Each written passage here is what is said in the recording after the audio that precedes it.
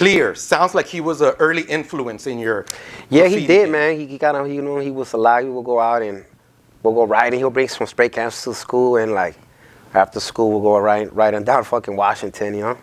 What does Clear say about how far you've brought the name Clean from the start? Well, he didn't get to see all that no more because after junior high he kind of moved out of the LA, so we didn't have contact no more, you know. Do you remember first hitting up Clean? Where was it? Where did you catch your first spot? Probably in my school table with a scribe. Do you tell your friends you're changing your name to Clean? Do you keep it a secret? No, it just came out, bro, you know. So like once I got to junior high, I met like a whole new bunch of friends, you know. They're from elementary. In elementary, there was probably only like 2 of my friends. Probably they were doing the shit too, you know. But they really didn't, you know. I was a nice kid, man. So I really didn't have too many kids that wanted to do that. They were more into like gangsters, you know. They had gangster brothers and all that stuff.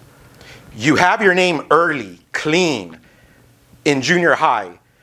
Do you set out on a plan to make that name known? Are you just tagging for fun here and there? Well, yeah, that was always the goal. I always wanted to be up as fuck, you know. So like I've said, well, you know, one day hopefully I could be like Jermaine Euler, you know what I mean, up everywhere. So like it got to that point, man. So I started riding on the buses, like maybe like.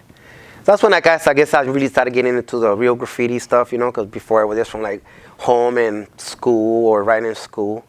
So maybe like late '96, that's when like I started catching outsides, you know. Before becoming a wild style legend, you were actually a legendary bus killer. Can you talk about starting your career as a bus mobber? Yeah, well, like I just started tagging on the bus because, like, you know, I couldn't do bombs. So, like, I just wanted to, you know, I would just catch the outside, so right on the inside of the bus. And before you start bombing buses, what do you think about bus tagging? Do you notice it when you're using the bus? Well, yeah, like I would get on the it? bus every day, man. So I would go to school on the bus. So I would see that, you know, I would see like saw up, you know, 125, you know, spare, dism. So like that's what like the people I used to see up, you know, sight from CW.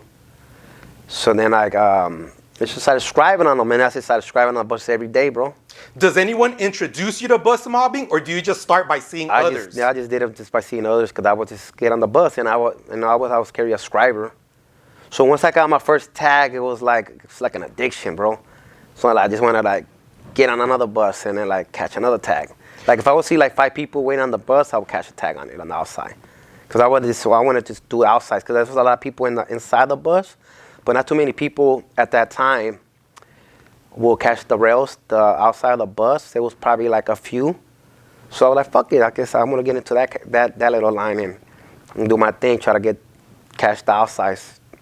What was the bus culture like in these days? Can you describe it? Was everyone bombing buses?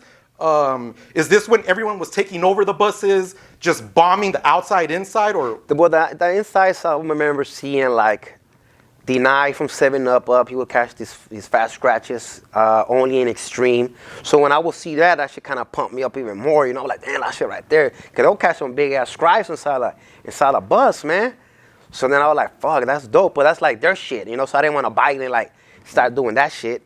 So that's when I started doing the outsides, because there was not too many people doing that, I guess, at that time. You know, people always would do it, but people would catch like you know, just tags with cans and meat streaks.